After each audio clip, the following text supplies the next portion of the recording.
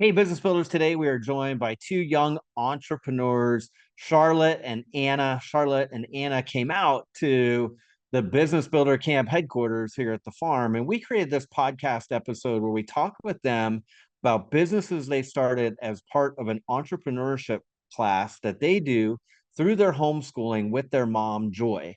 The two of them sat here, told me about the business idea, told me about the yard sale that they have, how they started to measure profit and loss and costs. And Joy told us about the journey for how she helped them to understand some of the knobs they could turn in their business, some of the adjustments they could make to make it more profitable, and to really grasp what it meant to not only collect money from the patrons who are buying the lemonade and the cookies and the dog walking services, pet sitting services that they offer, but also understand the costs, including the cost of their time that goes into those ventures. I wanted to create this episode because I thought it might give you some ideas for how to work with your children. But then, surprisingly, Anna and Charlotte have some great advice for all of you that has to do with mindset and resiliency. I hope you love this episode. Welcome to the Business Builder Way podcast, where we help business builders grow leadership skills and wisdom and stay grounded through hero stories. So let's get after it. Business builders, I'm joined today by Anna and Charlotte and Joy, and they have an entrepreneurial class that is part of their homeschooling, and they were nice enough to come out today and talk to us about the business they created. And Joy is going to share with us a little bit too about how to do something like this if you have kids and you'd like to help them get started in entrepreneurship and do some experimentation. Tell us about your business. Tell us about you brought some baked goods here today, which I did. I probably should have grabbed, right? We should have like taste testing. Maybe we'll do that when we wrap up and you can shut it off. But can you tell us about your bakery business that you've been working on? Well, when I was around 4, I loved to bake. I loved to be in the kitchen. And then I don't know, like 1 month ago, my aunt asked me to make her something for her meeting, and she said she would pay me for it. And so I made her a ganache chart, and she paid me for it. And after that, I really wanted to do a bakery, and I put a flyer on Canva, and I guess it just branched out from there. And you have you're working on a dog walking and pet sitting business. Um, I really like animals, and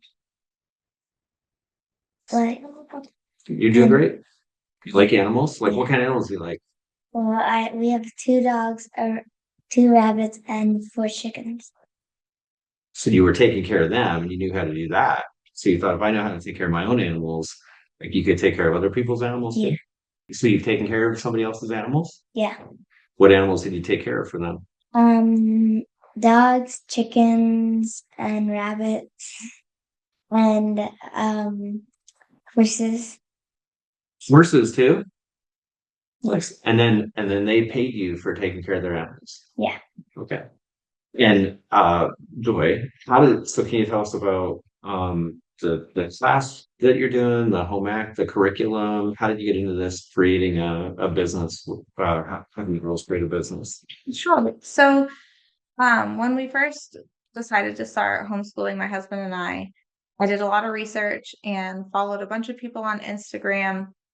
And I knew I was a substitute teacher for a long time, and just being in the school environment and seeing different things get cut, I knew I wanted to maintain home ec, and learning how to manage a home starts in the home anyway. So I was like, well, homeschooling is a great time to really just dig into that. I knew Anna already knew how to cook, but I wanted to branch out further. And I was following this guy, Brett Pike. His Instagram is The Classical Learner, and he sells homeschool curriculum, and financial literacy and entrepreneurship is part of that. And I saw how he posted these videos with his curriculum about planting a garden, tracking the sun, and then planning like a market stand along with that so the kids could sell their produce. And it was just all very involved and very cool. And entrepreneurship is just not something that's often taught. It's something that you typically learn along the way. And with my husband wanting to start his own business and us have absolutely like no idea what we're doing, I realized that maybe I can give my kids a better start learning a little earlier on kind of how money works, what money means, how do we make it work for us, and follow our passions. Like that way you don't have to work a day in your life if you're having a lot of fun along the way. So, we had the yard sale. The kids really wanted to have a yard sale, and I thought, how fun would it be for them to fail at this yard sale and just put so much effort into something and get so little in return? We could sit down, look at what worked, what didn't work, and build from there. And at the yard sale, one of the only things to sell was Anna's baked goods. Okay. And then her aunt, on top of that, had asked her, to make something for her and she'd pay her for it. And so when I asked them about starting their own business, that was, pretty quick for her. And then Charlotte really had to think about it. She was like, what can I do? And she's just like, I really love animals.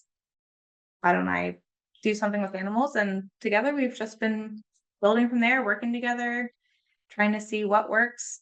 So yeah, and I showed them how to use Canva. I work with ICII ministry, and I've had to learn how to use Canva to help promote their ministry. And so I was trying to show that for them. And so they had to create their own flyer and go around town posting it and doing social media posts. And So that was for the yard sale? that was Or the new iteration? the new one. Yeah. With the yard sale, they just made big posters on poster board. And yeah.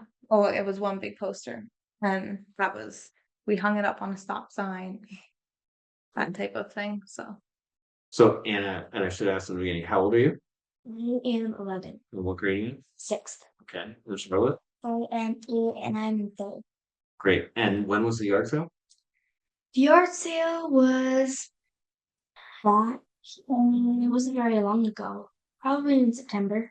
No. And there was a yard. Okay, Charlotte, what? You don't think so? I think it's probably like in I think it was in August. yeah. Okay, so not too long ago. And is that the second yard sale then? Is that what I'm understanding? Yeah. So the first yard sale you had, but what I remember off camera, what your mom said was you had one yard sale and you sold some stuff, but at that time you weren't really tracking or calculating how much it costs or how much time you spend, how much you really got. Is that right? Yeah. So what was the first yard sale like, and what were the things you were selling there? It was good. I didn't think that there was gonna be much like the second, but we sold like lemonade and pretzels and brownies and So that was the first yard sale. yes. Okay, good. We did So baked goods at both of them. So the first yard sale happened, which was more like family was having a yard sale. Yes. But because the yard sale was happening, Yes. people were coming to the yard sale, and that's we got to go where the customers are. Right. And so the customers were there, and then you sold lemonade and brownies, right? And you got to feel what it was like to collect money from people, but then give them something too, right? What did that like? Can you remember what did that feel like giving people lemonade, brownies that first time? It felt like I was giving them like something that I love to do. I feel like I was giving them some of my joy, and I love doing it. I like to see their smiles on their face when they eat it. Nice, good. And how did it feel to collect some cash? Which money is just something that we use to trade for other people's goods or services, right? Sometimes money becomes this like to adults, sometimes becomes like a big scary thing and a big deal. It's really not. It's just little pieces of paper.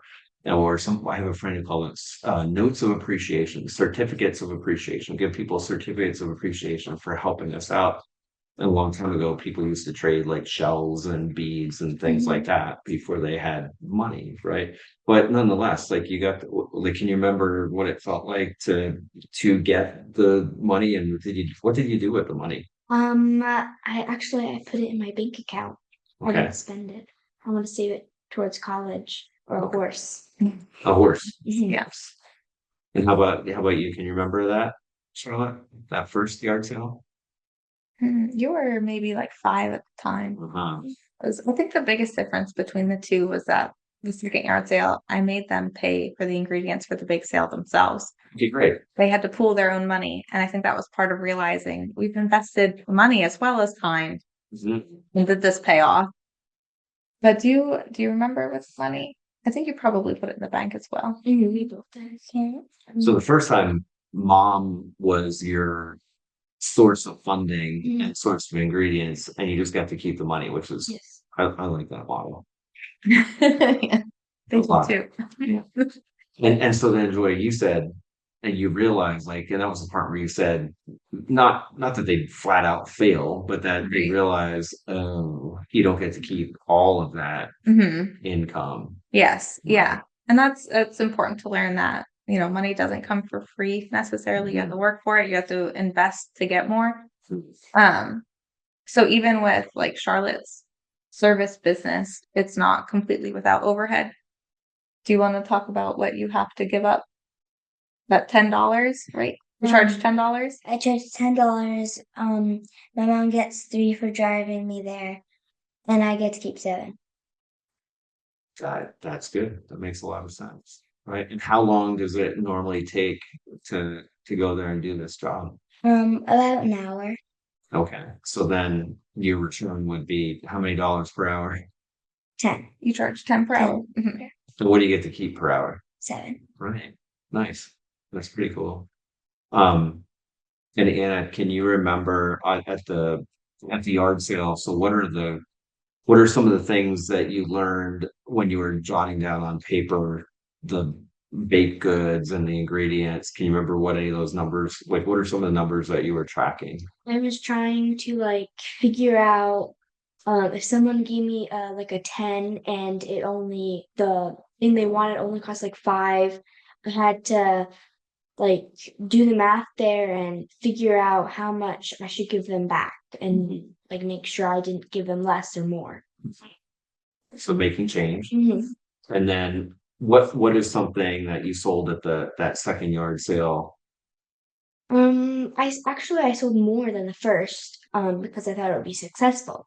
So I sold like, of course, brownies again and pretzels and lemonade, but and for You the sold new some- ingredients or new things, I made banana bread and We did. Didn't we do unfrosted brownies and frosted? yes, Okay.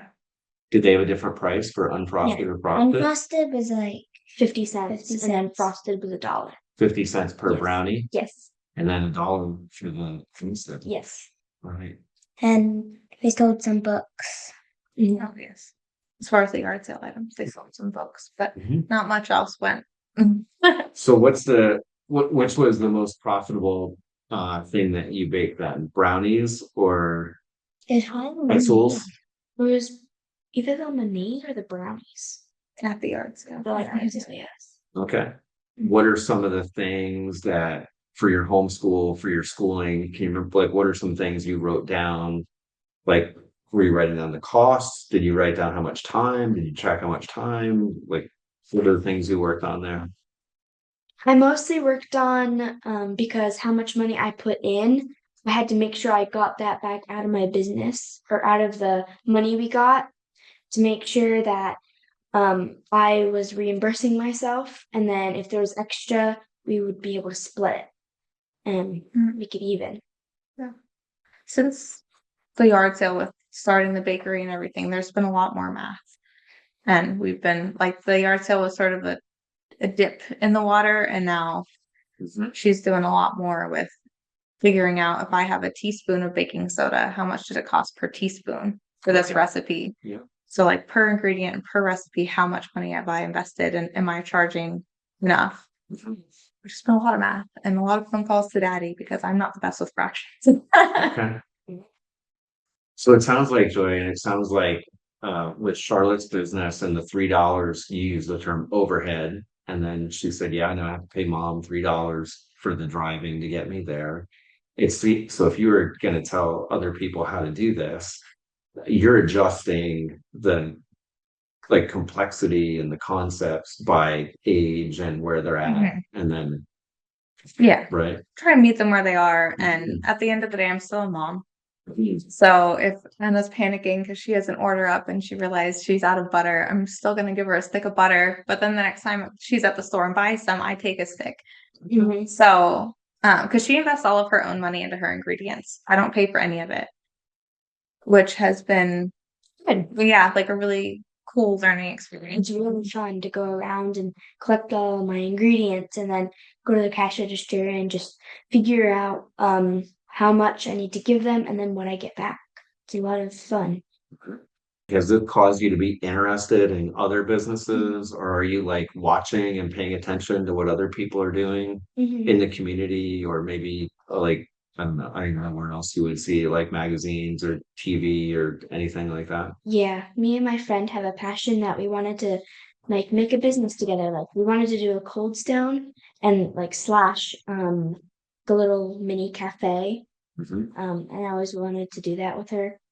So So you talk to your friend about it? mhm. It pains her a lot that we don't have a Cold Stone in our area. So we discussed briefly how to like get into a franchise, and that's a little over my head. So hopefully, Well, you're learning. Yeah. You're learning along with them, aren't you? yes. Yeah, I have a degree in economics, but it's not like the business end, it's the social end. So I'm like, I'm trying. Sure. Yeah. Did you say in the beginning that your husband was considering having a business, or you two as a family were? Yes, yeah. So we're hoping to at around the new year start his business. He works on farm equipment and people's like big rigs and that type of thing. And he enjoys that. He loves working on people's equipment. So we figured, well, if we can make a business out of it, but neither one of us knows what we're doing. So we're glad that we've met you. You know a whole lot more now, Yes. and you're developing expertise in those areas too. Right. So, Anna, before I turned the recording on, I was talking about some of the work I do and how business owners come here Mhm. and we talk about their dreams and things that are possible.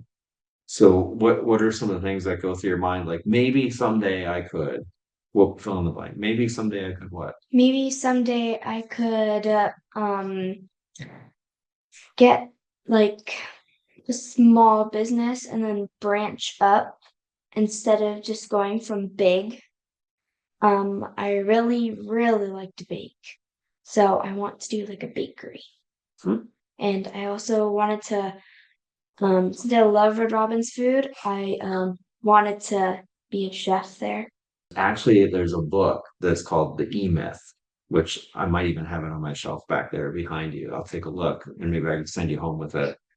There's a book called The E-Myth, and in the book, it's a story, and we call it a business fable. So it's like a pretend story about a business owner, and she has a bakery, and she starts baking more and more, and then pretty soon she like hires some people to come bake for her. And after a while, it gets like crazy, and all she does is work, and she's like, her head's about to, explode with all the like details and everything. And so then the book goes through how she started to put some systems in place and she started to write things down for how things work. So she started to create, we might call it an operations manual. And an operations manual would be, these are the recipes, would be an example. This is how we make it.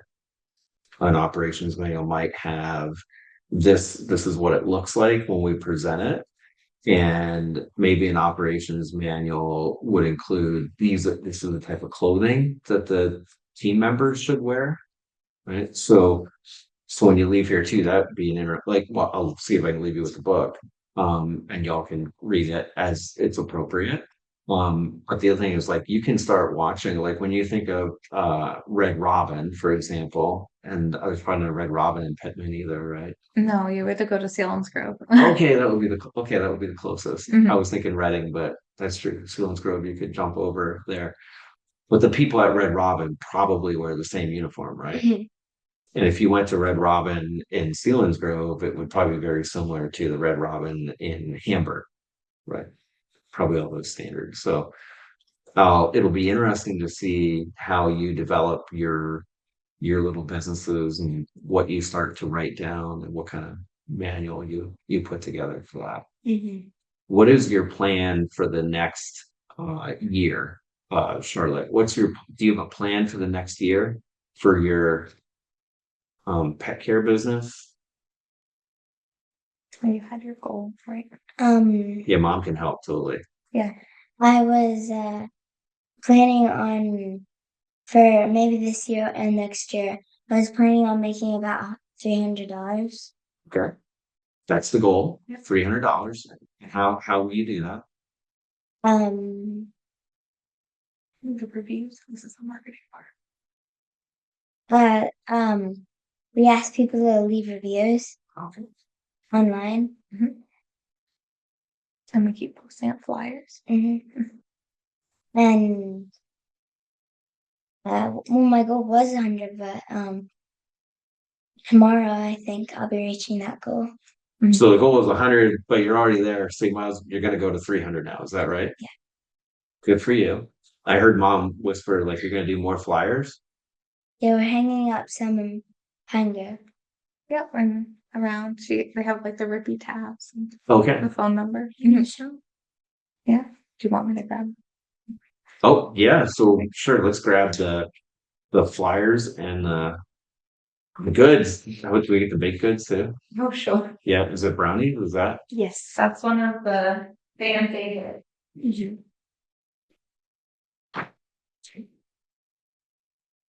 Yeah. So that's good. All right. Do you want to hold it? Okay. Actually, can we let the baker? Yeah. Anna, can you hold it? Yeah. Okay. So can you look into the camera and tell everybody about the brownies? So my mom told me, I think it was last night, that it would be cool to bring a sample. So everybody or you could try it, and it would maybe help my business a bit. And these are frosted brownies. And Well, these are the upgraded ones. yes. Nice. And I do like a youth group, so I like to bring these, and they always are like Bring the brownies. Mhm. Awesome. And Charlotte, what do you have there? Can you hold it up? Can you turn it around? There you go. Like that. I'm gonna lift it just a little bit. There you go. Good. You got it. What do we got there? It's my flyer. And Without making it obvious. You can put it down. Yeah. we made it nice and bright so people could see it and like notice it. So like we put a dog on it so they could know right away, oh, it's like a pet sitting. Very smart. Right. So they know if they're your customer because they're like, I have a dog and I see a dog on there. Nice. Awesome. And what do you got there? I have also a flyer. My great grandma told me on my seasonal page, which I didn't print, that it was like really hard to see. So I had to work on the flyers to make them a little more bright for people to notice. And I think they're pretty Changing the hot. font. Yeah. Oh, change the font. So you're working on the style and how the appearance. That's great. Yeah. We're good. So we get to try the brownies? Yeah. All right. You're calling. So Charlotte, you want to cut it? I'm gonna ask you a question. What would you say to do you have any advice for other kids if their parents say, hey, let's work on business as part of our schooling? That never like give up when it like if you aren't getting many customers, never to give up. Because at the beginning I didn't get many customers. Wow. How did you keep going? We posted some around the town. And then that helped, Did you feel sad when you weren't getting customers? kind of. Kind of. How did you, and what did you do? What thought did you think to get through that? Did mom help cheer you up? Not much. Mhm. Oh, it's good. So it's nice to have a coach, see? Yeah. Right? Oh, those brownies are looking good. Mhm. That's great. Anna, can you think of any advice you'd give to a mom or dad that wants to teach their kids how to have business? Yeah. So it might be hard in the beginning, but don't give up. It pays off once you keep working at it and you trust in the Lord and you keep going. That's really great. How about, do you have any advice for the adult business owners that I work with for their businesses? Never to be like, if you have like a sister or a brother, never to be jealous if they have more customers than you. And we all have brothers and sisters, right? Like I have other adults are my brothers and sisters. Like all of God's people, all humans are my brothers and sisters. So I shouldn't be jealous if they have more than me. That's pretty good advice, Charlotte. Do you have any thoughts? So when I was like soaring through the roof with all these things, when I went to bed one night, I was thinking in my head, I felt really bad for my sister because she didn't have anything and yet like any business, and yet I was like just getting all of this money and all these orders, and I'm like, I felt bad that she didn't have some yet, and I was praying to the Lord that she would get at least some. So I really wanted her to at least have something. Nice. So what I hear in that is it's good to try to lift other people up Mhm. and think good thoughts for them too. I think we all could learn from that advice. Are you gonna have a brownie? Yeah. All right. Let's see. I think there's actually here. Can you hold that? I'm gonna jump behind you.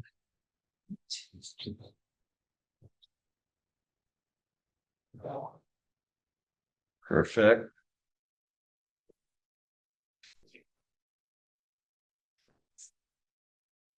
Thank you. All right.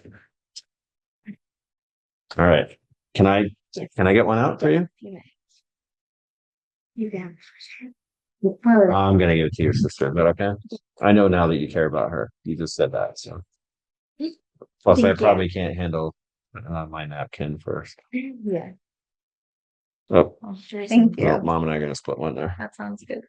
The middle one was pretty big. All right. So it's been a pleasure having you here. Thank you for telling us your story.